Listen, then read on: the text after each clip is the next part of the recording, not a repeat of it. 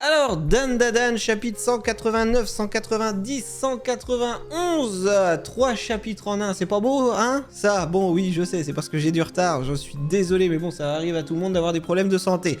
Ah, et puis ça, je vais pas m'excuser pour ça, je vais même dire que j'aurais préféré ne pas en avoir et être en bonne santé.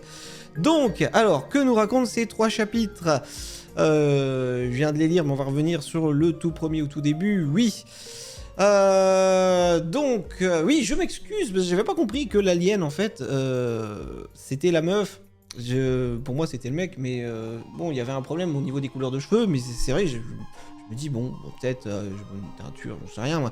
Non, l'alien, en fait, c'est la fille du flashback. Je trouvais ça louche, hein, comme je dis, mais pour moi, c'était bizarre que le mec ait pas tout à fait la même tête, mais non. En fait, c'est en voyant l'image après avec la fille, d'ailleurs, une horreur cette image.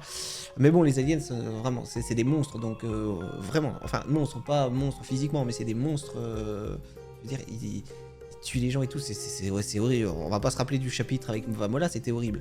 Mais en voyant la fille avec le tuyau dans l'œil, et comme elle a un œil un peu bizarre, c'est là que j'ai compris en fait que effectivement c'était l'alien, c'était la meuf. C'est là que j'ai pigé le truc. Mais bon, j'aime bien le fait que Takakura va apercevoir la tête et va comprendre que c'est pas un poulpe de l'espace. Du coup, il va sûrement comprendre plus tard que ce qu'elle avait dit par un agent infiltré, parce que je crois qu'elle l'a dit à haute voix, il me semble, dans les précédents chapitres. Oui, c'est ça, oui. Donc, comme c'était un agent infiltré, Takakura va peut-être comprendre après que, ils vont peut-être réussir à s'en faire un allié, je veux dire.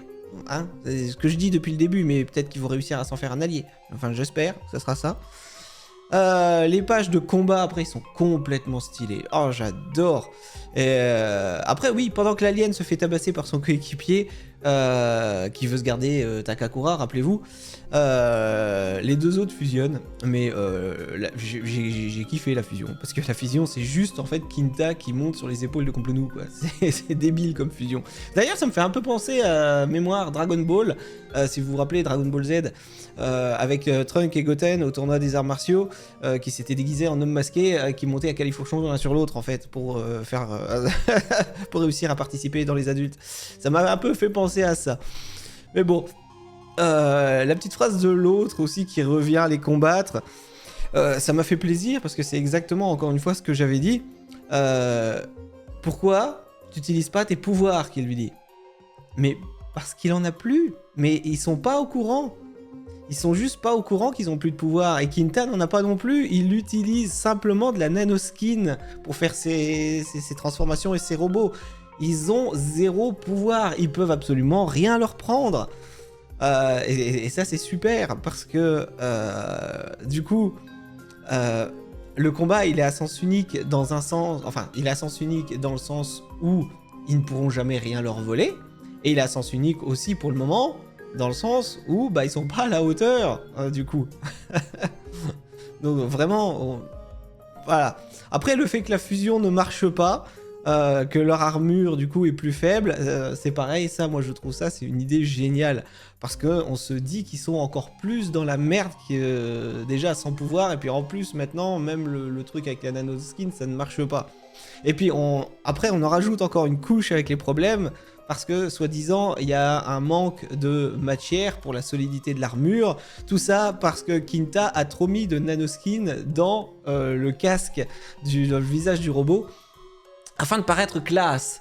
Et du coup, tout le reste de l'armure, il y a un manque à gagner. Et vraiment...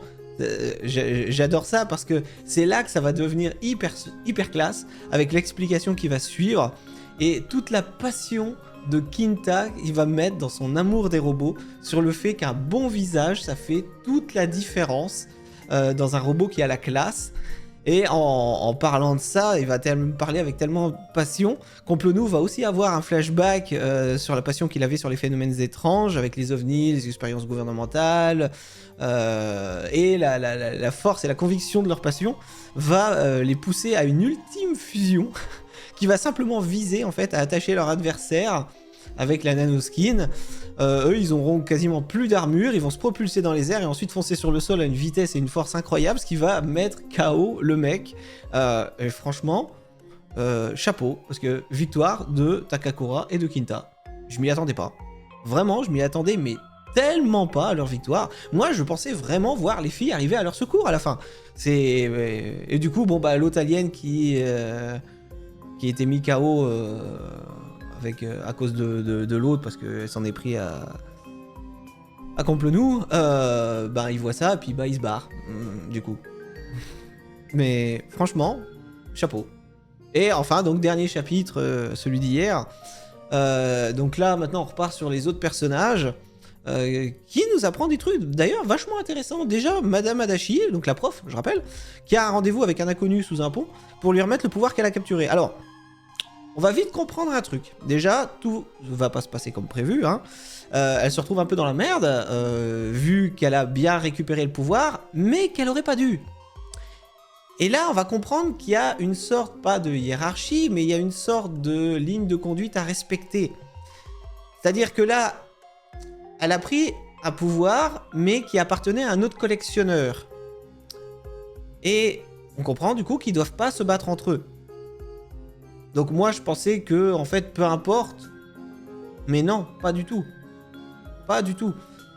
Et aussi, on va comprendre une autre chose, c'est que les cibles qui sont désignées, eh ben, elles le sont uniquement par le chef de groupe, donc certainement par le comte de Saint-Germain, et par personne d'autre. C'est lui qui désigne les cibles, et là, elle a décidé, le fait d'avoir choisi elle-même de voler un pouvoir sur une cible non désignée, qui plus est sur un autre collectionneur, bah ça va faire d'elle un traître et une incapable.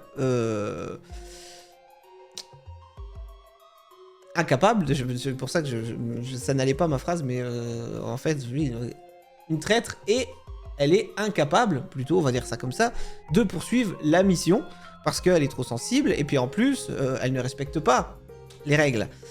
Donc, elle va se faire attaquer par la personne qui est au rendez-vous sous le pont. Et là, qui c'est-il qu'on appelle pour la sauver? Ou plutôt, qui c'est-il qui arrive à l'improviste comme ça pour le sauver? Le flic! Rappelez-vous, le flic, je l'avais dit!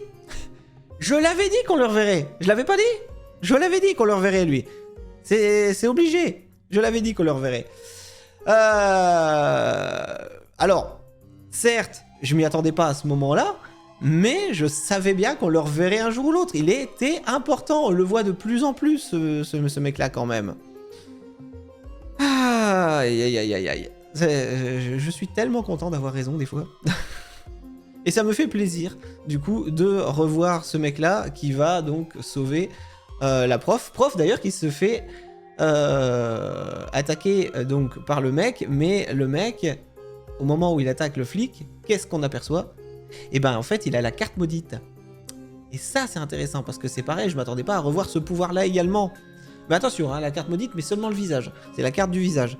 Il n'y a pas les autres. Ce qui veut dire, selon moi, que les autres cartes sont détenues par d'autres détenteurs de pouvoir et qu'on risque de les voir intervenir plus tard. Ça veut dire il y avait au moins, je ne sais plus, 4 cartes différentes. Il y avait les yeux, enfin le visage, la bouche, les oreilles, et il y avait plusieurs choses. Donc, là, clairement, je pense que les autres pouvoirs ont été prêtés à d'autres détenteurs, enfin d'autres collectionneurs, je veux dire, et on va certainement les avoir plus tard. Chose étonnante aussi, oui, là c'est en revoyant les pages, chose étonnante, le flic n'est pas affecté par le pouvoir de la carte. Pourquoi? Alors, est-ce que c'est à cause du fait qu'il a été dans la malle maudite et qu'il a déjà eu affaire au pouvoir de la carte? Je pense que c'est un truc dans le genre là. Voilà. Mais c'est vrai que ça m'a surpris. Après, oui, on apprend aussi une autre chose, c'est que pour voler un pouvoir, faut pas juste en fait lui faire admettre sa défaite. C'est pas aussi simple que ça. En fait, faut briser la volonté de la personne. Faut que la personne en fait admette sa défaite, mais plus le pouvoir est grand, plus il faut réussir à briser sa volonté.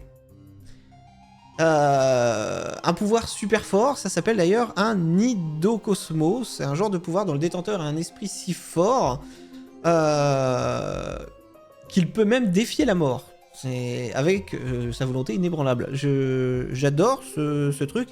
Et en plus, le fait de voir un flashback de Momo sur cette explication, franchement, ça en dit long sur le potentiel de Momo, même si on l'avait compris déjà dès le début du manga, avec l'éveil de ses pouvoirs face au Serpo, qu'elle disait elle-même qu'elle se sentait capable de tout faire. Donc, on sait clairement que le pouvoir de Momo sera peut-être le pouvoir ultime à voler à la fin. Je pense. Je sais pas, c'est mon avis. Et enfin, voilà, on finit après le chapitre sur la troupe de Momo, de Gigi, Mami Seiko, Vamola. Sur une note d'ailleurs assez inquiétante quand même, sur le fait que Vamola, elle calcule plus du tout Momo qui est sur son épaule. Donc Momo est obligée d'appeler Gigi à la rescousse, parce que visiblement, elle a même plus conscience de son existence. Ce qui voudrait dire que la malédiction de Momo est en train de prendre de l'ampleur. C'est assez inquiétant. Comme je l'ai dit avant. Heureusement, Gigi, lui, voilà, réussit à voir Momo, sûrement à cause d'un lien plus profond qu'ils ont ensemble, étant donné qu'ils se connaissent depuis l'enfance, et peut-être que aussi fait des sentiments amoureux d'un peu de Gigi. Mais Momo dit elle-même qu'elle risque de devenir plutôt comme les autres lutins qu'on a déjà croisés avant, c'est-à-dire tous identiques, tous petits, tous semblables, et puis inconnus, quoi. Si jamais il se dépêche pas de briser la malédiction de Momo. Donc je pense qu'on va avoir droit à partir de maintenant à une course contre la montre, et ça je sens que je vais adorer. Je le sens déjà. Voilà. Donc voilà, c'était le résumé de ces 3 chapitres et de ce que j'en ai pensé, et également de mes hypothèses sur ce qui va se passer ensuite. J'ai essayé de faire très court pour résumer 3 épisodes, parce que c'était un peu long et je vais pas refaire une vidéo de 20 minutes, hein, vous n'avez pas forcément le temps de regarder des vidéos de 20 minutes. Voilà, donc j'ai fait au mieux. J'espère que, en tout cas, cette vidéo vous a plu. Moi, écoutez, je vous dis à la prochaine pour la suite, et du coup, très certainement, soit on repart sur les autres groupes et puis les garçons et les filles qui vont se revoir, soit on reste maintenant sur la troupe avec Vamola et Momo. Je ne sais pas. Et la course contre la montre qui va commencer. Ah, je pense qu'on va rester un petit peu là-dessus. On repartira en petit flashback, je pense, vite fait, avec Complonou et tout, mais ça va être très rapide à mon avis, parce que là, il n'y a plus rien d'intéressant là-bas, il n'y a plus de combat. Voilà. Allez, merci d'avoir suivi cette vidéo, à la prochaine.